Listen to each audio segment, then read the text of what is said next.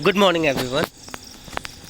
Last lecture तक हमने सारा का सारा mode of transfer of heat cover कर लिया था और काफ़ी इंटरेस्टिंग चीज़ें भी हमने देखी थी। कुछ एक्टिविटीज़ के बारे में भी हमने बातें करी थी, ब्लैक बॉडी के बारे में और वाइट बॉडी के बारे में भी थोड़ा सा डिस्कस किया हुआ था कि ब्लैक बॉडी ज़्यादा हीट भी एब्जॉर्व करेगा, तो ज़्यादा हीट एब्जॉर्व करेगा तो ज़्यादा हीट रेडिएट भी करेगा। ठीक है, तो दोनों ही चीज़ें इक्वली उसमें होती हैं। इसीलिए जो है कई बार अब अगर आपने सोलर कुकर वगैरह देखा होगा तो उसमें ब्लैक बॉडी ही होता है। ब्लैक बॉडी इसलिए होता है क्या, ताकि वो ज़्यादा से ज़्यादा हीट को एब्जॉर्व कर पाए, ताकि आपका चावल वगैरह है जो है वो अच्छे से पक पाए। अगर उसकी जगह पे वाइट बॉडी होता है या जिसका सरफेस वाइट कलर का होता है या दूसरे किसी कलर का होता तो वो उतना ज़्यादा हीट एब्जॉर्व नहीं कर पाता। अगर उतना ज़्यादा हीट एब्जॉर्व नहीं कर पाता तो उतने अच्छे से वो खाना नहीं पकता होता। ठीक है, तो सारी चीज़ें कनेक्टेड हैं। ये मतलब ऐसे कुछ करके, मतलब एक पर्टिकुलर एक दो कंसेप्ट आपको अगर याद हो जाए तो वही कंसेप्ट जो है घुमा फिरा के आते रहते हैं आपके पास में। ठीक है, तो आगे आने वाले बड़े बड़े क्लासेस में भी ऐसे ही होता है कि कुछ बेसिक कंसेप्ट से अगर वो आपको क्लियर थे तो उन्हीं कंसेप्ट से ही जो नए कंसेप्ट होते हैं वो मॉडिफाई होते हैं। ठीक है, तो बहुत ही इंटरेस्टिंग है साइंस। आपको ऐसा नहीं कभी लगेगा, फील होगा। अगर देखो, अगर आप इंटरेस्ट लेते हो साइंस में तो आपको सारी चीज़ें बहुत ज़्यादा ईजी लगेंगी, आप सारी चीज़ों को कनेक्ट कर पाओगे। और अगर आपको साइंस इंटरेस्टिंग नहीं लगेगा तो आपको जितने भी नए फार्मूले मिलेंगे, जितने भी नए कंसेप्ट्स मिलेंगे, आपको लगेगा सारा का सारा बर्डन आप, क्योंकि लिंक ही करना नहीं जानते हो। ठीक है, तो लिंक करना वही जानेगा या वही समझ पाएगा अच्छे से जिसको इस चीज़ में ज़्यादा अच्छे से इंटरेस्ट होगा। ठीक है, जो इंटरेस्ट ज़्यादा अच्छे से जगा पाएगा। तो इंटरेस्ट जगाना बहुत ज़्यादा ज़रूरी है। और इंटरेस्ट जगाने के लिए आपको जो है अपने आसपास के इन्वायरमेंट को ऑब्ज़र्व करना होगा, अपने जो कंसेप्ट्स पढ़ा हुआ है इसको बार बार जो है रिवाइज़ करना होगा, बार बार रिकॉल करना होगा। और जो है इनको जो है इन कंसेप्ट्स को डेली लाइफ में आप यूज़ भी कर सकते हो, ऑब्ज़र्व भी कर सकते हो। ऑब्जर्वेशन जिस दिन से आपने स्टार्ट कर दिया उस दिन से आपको साइंस बहुत ही ज़्यादा ईजी लगेगा। साइंस वैसे है तो बहुत इंटरेस्टिंग। ठीक है, तो आगे बढ़ते हैं। Kinds of cloth we wear in summer and winter. मुझे लगता है कि जो हमने ब्लैक बॉडी के बारे में जो डिस्कस किया था और लास्ट में हमने थोड़ा सा डिस्कस कर भी लिया था कि समर टाइम पे हम कैसे कपड़े पहनते हैं, तो वो सारा का सारा ये कुछ इसमें कवर करेगा। तो कह रहा है कि dark coloured surfaces absorb more heat than light coloured surfaces. ये हमने पीछे एक्टिविटी में भी देखा था, जो कैन का एक्सपेरिमेंट करा हुआ था। अब अगर अभी घर पे बैठे हुए हो तो ये सारे कंसेप्ट्स को जो है एक तरीके से एक्टिविटी के फॉर्म में भी देख सकते हो, वो कर सकते, परफॉर्म कर सकते हो। ठीक है, मुझे लगता है आपके घर पे सफिशिएंट मटेरियल्स ज़रूर मौजूद होंगे, और नहीं होगा तो कहीं ना कहीं करके आप लोग जुगाड़ कर सकते हो। हम लोग जुगाड़ू तो होते ही, हम इंडियंस। ठीक है, तो आगे क्या रहा है, dark coloured surfaces radiate more heat than light coloured surfaces. We wear dark colored clothes in winter because it absorbs more heat and keeps us warm. ये सारा कुछ आपको पता है, इसीलिए जो हम ठंड के मौसम में थोड़ा ज़्यादा या तो डार्क कलर्ड मटेरियल्स यूज़ करते हैं या फाइबर्स यूज़ करते हैं, या फिर ज़्यादा मोटा थिक मटेरियल्स यूज़ करते हैं जो हीट को जो है बहुत ज़्यादा वो नहीं करने देता है, क्या कहते हैं, रेडिएट नहीं करने देता है, उसको एब्जॉर्ब करता है। ठीक है, एब्जॉर्ब करेगा, मतलब देखो अगर हमारा जो बॉडी होता है, बॉडी जो हीट प्रोड्यूस करता है वो हमारे बॉडी से जो हीट प्रोड्यूस हो रहा था, जो रेडिएट होना था, वो हमारे जो स्वेटर अगर हमने पहना हुआ है तो वो हमारे बॉडी के आसपास में ट्रैप रहने देता, वो एटमॉस्फेयर में नहीं भेजता है। एटमॉस्फेयर में भेजता तो हमें ठंड लग रही होती। ठीक है, क्योंकि हम जैसे हीट रिलीज़ करते, एटमॉस्फेयर का जो ठंडा एयर होता वो हमारे जो वॉइड, अगर हमारे बॉडी के जो सरफेस पे जो वॉइड आ गया है गर्मी रिलीज़ होने की वजह से, उस वॉइड को भरने के लिए ठंडा एयर आता तो और ज़्यादा हमें ठंड लगती। लेकिन ये गर्म कपड़े क्या कर रहे हैं, वो उसी को कैप्चर करके रखते हैं, जो रेडिएशंस वगैरह हमारा बॉडी रिलीज़ कर रहा है। ठीक है, और उसी की वजह से जब वो ट्रैप हो जाता है, वो हीट या रेडिएटेड जो हीट होता है वो ट्रैप हो जाता है, उसकी वजह से हमें कुछ देर में गर्मी लगने लगती है, मतलब हमें ठंड कम लगती है, ऐसा हम बोल सकते हैं। आगे कह रहा है, we wear dark coloured clothes in winter because it absorbs more heat and keeps us warm. We wear light coloured clothes in summer because it reflects most of heat and keeps us cool. We wear woolen clothes in winter because wool is a poor conductor of heat and air in between the wool fiber prevents loss of heat from our body, so we feel warm. ठीक है, तो ये concept आपको समझ में आ गया होगा. देखो, दो तरह के कपड़े होते हैं, एक तो गर्म कपड़े होते हैं और दूसरा ब्लैक कलर के कपड़े होते हैं.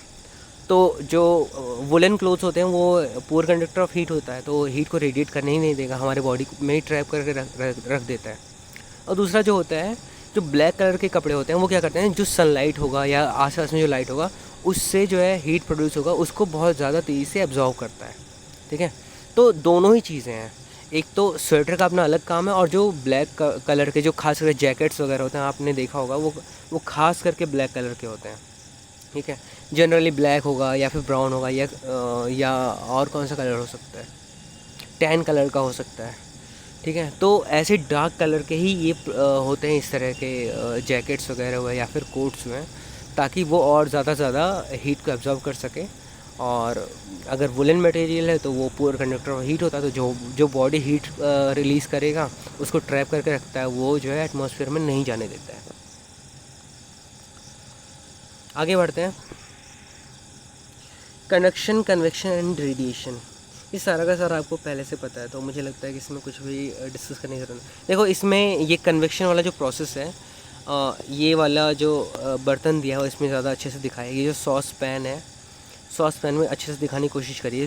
जो वाटर बबल्स हैं वो देखो ऊपर उठने की कोशिश कर रहा है, और साइड से जो एरो नीचे की तरफ दिखा रहा है, इसका मतलब ये वो साइड का जो पानी है, जो वॉल्स पे पानी है, वो अभी उतना ज़्यादा उसका टेम्परेचर नहीं हुआ था ज़्यादा, तो वो अब उसका प्लेस ले रहा है जो पानी ऊपर की तरफ उठ चुका होगा. ठीक है, ये जो साइकिल है ये रिपीट होता रहता है तब तक जब तक पूरा का पूरा पानी गर्म ना हो जाए. ठीक है, तो ये देखो हर जगह पे, मतलब आप ऐसा बोल सकते हो, कहीं पे भी अगर आग वगैरह जल रहा हो तो वहाँ पे चांसेस हैं कि कंडक्शन, कन्वेक्शन एंड रेडिएशन तीनों ही हो रहे होंगे कहीं ना कहीं. मतलब एटलीस्ट कन्वेक्शन एंड रेडिएशन तो हो ही रहा होगा. कंडक्शन के लिए तो थोड़ा सा स्पेशल केस हो जाता है. ठीक है, तो देखो इस पर्टिकुलर केस में भी यहाँ पे कंडक्शन हो रहा है. अगर इसका ये जो हैंडल है, हैंडल अगर प्लास्टिक का या वुडन नहीं होता तो बहुत, मतलब ये इसको ग्रैब नहीं कर सकते थे, होल्ड नहीं कर सकते थे. ठीक है, यही रीज़न है कि जो हैंडल्स होते हैं यूटेंसिल्स के, वो या तो वुडन होते हैं या फिर प्लास्टिक के होते हैं. तो आई होप ये सारा का सारा कंसेप्ट बहुत ही ज़्यादा क्लियर होगा और बहुत ही ज़्यादा आपको आसान लग रहा होगा. आगे बढ़ते हैं. विंड के बारे में क्या कह रहा है. Wind is the horizontal movement of air from an area of high pressure to lower pressure. तो क्या कह रहा है कि विंड क्या है. विंड मतलब जो एयर होता है उसका मूवमेंट अगर हॉरिजॉन्टली हो रहा है. ठीक है, हॉरिजॉन्टली मतलब हमारा जो अर्थ है, अर्थ के पैरेलल में अगर हो रहा है, इसी को बोलते हैं. इसमें क्या होता है, लोअर प्रेशर एरिया तक पहुंचता है. कहाँ से, हायर प्रेशर एरिया से. ठीक है, तो जहाँ पे जैसे सी ब्रीज के बारे में बात करी थी हमने. सी ब्रीज में क्या हो रहा था कि जो समुद्र के ऊपर का एयर था वो हॉरिजॉन्टली कहाँ जाएगा, जो लैंड था उसके ऊपर जाएगा, वो हॉरिजॉन्टली जाएगा. तो जब हॉरिजॉन्टली जाएगा तो वो एक तरीके का विंड हुआ. तो हाई प्रेशर से लो प्रेशर की तरफ जाता है. अब जहाँ पे कंसंट्रेशन, जहाँ पे वाटर हैवियर होगा वहाँ पे जो उसका प्रेशर ज़्यादा होगा, और जहाँ पे वाटर जो है लाइटर होगा वहाँ पे उसका प्रेशर कम होगा. तो ये कंसेप्ट आप ऐसे समझ सकते हो कि जो हॉट एयर बलून होते हैं, ठीक है, हॉट एयर बलून वो ऊपर की तरफ ही उड़ते रहते हैं, उनका प्रेशर इतना ज़्यादा है. मतलब आप ऐसा बोल सकते हो कि हॉट एयर में उसके नीचे का प्रेशर इतना ज़्यादा है कि वो उसको नीचे आने ही नहीं दे रहा है. ठीक है, जो हॉट एयर बलून है उसको जब उसका प्रेशर जो नॉर्मल नीचे वाला जो एटमॉस्फेयर है, नीचे वाला उसका एरिया है, उसके बराबर जब हो जाएगा तो वो नीचे आने लगेगा. ठीक है, तो जब भी हॉट एयर बलून्स को नीचे लाने की कोशिश करी जाती है तो उसमें जो हॉट गैस थी उसको बंद कर दिया जाता है. उसका जो टेम्परेचर होता है वो कम कर दिया जाता है. टेम्परेचर जब कम होगा तो प्रेशर धीरे धीरे जो है इक्वल होने लगता है उसके नीचे के सरफेस के बराबर. तो नीचे के सरफेस के बराबर जब प्रेशर हो जाएगा तो वो नीचे की तरफ आने लगेगा, क्योंकि वहाँ पे अब ग्रेविटेशनल फोर्स जो है अप्लाई होने लगेगा. ग्रेविटेशनल फोर्स वैसे भी अप्लाई होता है, लेकिन वो इतना ज़्यादा कम होता है कि जो है प्रेशर डिफरेंस की वजह से वो ऊपर की तरफ ही जाने की कोशिश करता है। ठीक है, तो प्रेशर आप ऐसे समझ सकते हो कि जैसे एक बलून है, बलून को आपने ऐसे ही छोड़ा हुआ तो उसके अंदर बिल्कुल भी प्रेशर नहीं है। अब बलून को थोड़ा सा फुलाया तो बलून के अंदर प्रेशर ज़्यादा हुआ, बलून को और फुलाया तो और प्रेशर ज़्यादा हुआ, और एक टाइम ऐसा आएगा कि उसके अंदर का प्रेशर इतना ज़्यादा हो जाएगा कि एयर को अंदर जो है अब और नहीं रह सकता, वो अंदर ट्रैप सा होकर रह गया और अंदर बहुत ज़्यादा टेंशन हो गया है। टेंशन इतना ज़्यादा हो गया कि एयर को अब किसी भी हालत में बाहर निकलना है। ठीक है, तो जब बाहर निकलने की कोशिश करेगा तो बलून फट जाता है और वो एयर बाहर निकलता है और प्रेशर जो है कम हो जाता है। ठीक है, तो प्रेशर का कंसेप्ट आप ऐसे समझ सकते हो। तो आपको ये याद रखना है कि विंड क्या है कि horizontal movement of air from an area of high pressure to lower pressure is called wind. तो एयर में और विंड में अगर आपको कोई डिफरेंस पूछे तो एयर क्या है कि हमारे आसपास में जो भी मॉलिक्यूल्स हैं, जो भी क्या कहते हैं गैसेस मॉलिक्यूल्स हैं, वो एयर के वो हैं, वो कंटेंट्स हैं, एक तरीके से बोल सकते हो। These are combined called air. लेकिन अब विंड क्या बोलोगे कि एयर जो है, एयर जब हॉरिजॉन्टल उसका मूवमेंट होने लगता है हायर प्रेशर एरिया से लेके लोअर प्रेशर एरिया तक, तो इस एयर के मूवमेंट को क्या बोल सकते हैं, हम विंड बोल सकते हैं। There is uneven heat of earth that results in global wind pattern. अब ग्लोबल विंड पैटर्न में क्या कहना चाह रहा है कि कई बार ऐसा होता है, आपने देखा होगा, यहाँ तक कि मैप्स वगैरह में भी देखा होगा, अगर आपने कभी वेदर फोरकास्ट वगैरह का देखा हो तो उसमें कई सारे एरो वगैरह दिखाया हुआ होता है। तो कई जगह पे एरोज़ बहुत सारे होते हैं एक दूसरे के आसपास में, कई जगह पे दूर दूर एरो होते हैं। तो वो ये शो करता है कि एयर प्रेशर कहाँ ज़्यादा है, एयर प्रेशर कहाँ कम है, एयर की स्पीड कहाँ ज़्यादा है, एयर की स्पीड कहाँ कम है। तो वो किसके ऊपर डिपेंड कर रहा है, पूरा का पूरा एयर प्रेशर का कंसेप्ट है, पूरा का पूरा जो है हीट का जो है डिस्ट्रीब्यूशन अलग अलग डिफरेंटली, कहीं पे हीट ज़्यादा है, कहीं पे हीट कम है। तो जहाँ पे हीट ज़्यादा वहाँ का एयर का जो प्रेशर कम हो गया, प्रेशर कम हो गया तो वहाँ का एयर ऊपर उठने लगा। तो उस एयर का वॉइड फिल करने के लिए उसके आसपास का जहाँ पे ठंडा एरिया होगा वहाँ से उस एरिया में हवा बहुत तेज़ी से चलता है। जितना तेज़ी से वहाँ से ऊपर उठेगा एयर, उतना ही तेज़ी से ठंडा एयर उस एरिया को कवर करने के लिए आएगा। ठीक है, इसीलिए जो है कई बार जब बहुत तेज़ ठंडी हवा चलने लगती है हमारे आसपास में, उसका मेन रीज़न क्या होगा कि प्रेशर डिफरेंस बहुत ज़्यादा हो गया है। प्रेशर डिफरेंस जब बहुत ज़्यादा कहीं ना कहीं दो जगहों के बीच में हुआ होगा, उसके चक्कर में ही ठंडी हवाएं बहुत तेज़ी से चल रही हैं।